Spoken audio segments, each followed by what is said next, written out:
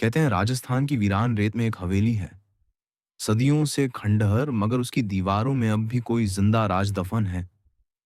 गांव वाले कहते हैं हवेली पर एक भयानक शाप है। मंदिर का सोना चुराने का शाप। रात को हवेली के ऊपर मंडराते साए, टूटी खिड़कियों से आती सिसकियां, जैसे हवेली जिंदा हो और कुछ कहना चाहती हो। चार दोस्त, आशीष, अर्जुन, विक्रम और रोहित, बचपन से ये कहानियां सुनते आए थे।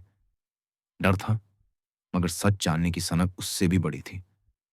अमावस की रात, जब पूरा गांव नींद में था, चारों पहुंच गए हवेली के दरवाजे पर। हवा गर्म थी, रेत उड़ती हुई जैसे कह रही हो, मत जाओ। मगर धड़कनों को काबू में रखकर उन्होंने दरवाजा धक्का दिया। दरवाजा चरमराता हुआ अपने आप खुल गया, जैसे हवेली ने खुद बुलाया हो। अंदर दीवारों पर उखड़ी पेंटिंग्स, अजीब सी चमकती आंखें, फर्श पर टूटे खिलौने, जले हुए दिए और वो सड़ी सी बदबू, जैसे हवेली में किसी की आत्मा अब भी सड़ रही हो। तभी हवा में किसी औरत की फुसफुसाहट, वापस जाओ। चारों कांप गए, मगर फिर भी अंदर बढ़ते चले गए। अचानक आशीष की नजर पड़ी। दीवार पर लाल रंग से लिखा था, आशीष फिर से आओ। अर्जुन ने कांपते हुए पूछा, भाई तेरा नाम क्यों लिखा है? आशीष हकलाया, मुझे नहीं पता। मगर उसके चेहरे से पसीना टपकने लगा। जैसे जैसे वो हवेली की गहराई में घुसे, अंधेरा और घना होता गया। खिड़कियां अपने आप बंद होने लगीं। फर्श पर बिखरी पुरानी हड्डियां चरमराई। ऊपर टूटी सीढ़ियों से होते हुए वो उस कमरे में पहुंचे जहां पुरानी अलमारी में एक जली हुई किताब मिली। उसके आधे पन्ने राख बन चुके थे, मगर जो शब्द बचे थे वो और भी डरावने थे।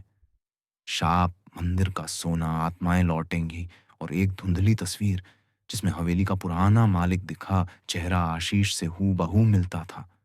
अचानक हवेली में जोर की हवा चली, दीवारें हिल गईं। डर के मारे चारों नीचे की ओर भागे।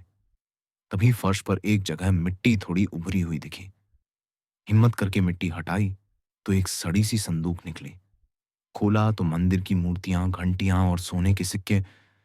तभी सबके आगे अंधेरा छा गया।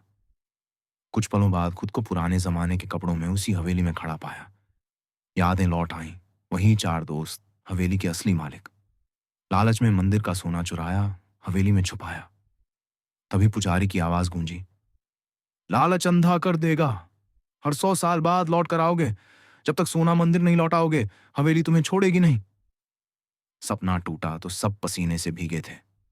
हवेली की दीवारों से फिर वही आवाज, वापस करो।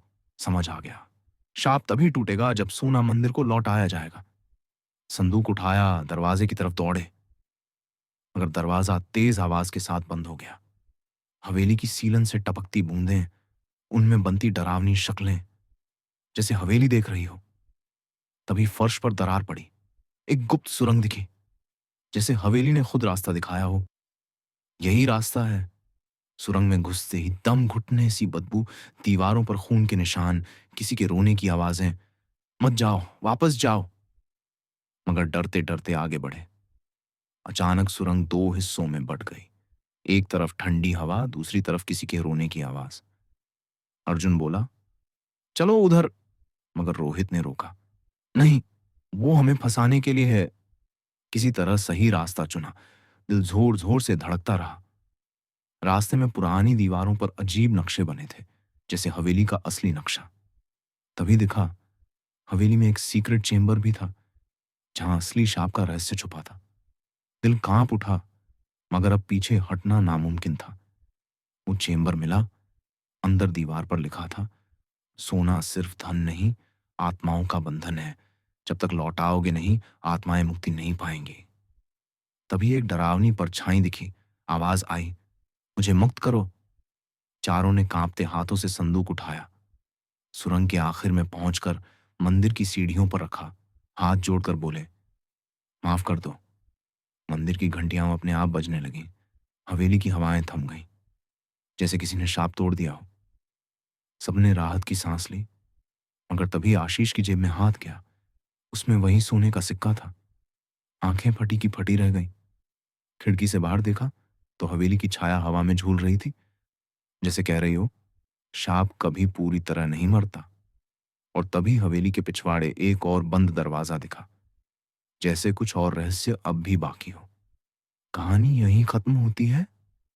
अगर पसंद आई हो तो चैनल को सब्सक्राइब करना मत भूलिए, ताकि अगली बार भी हम डर की इस दहलीज पर साथ साथ लौट सकें।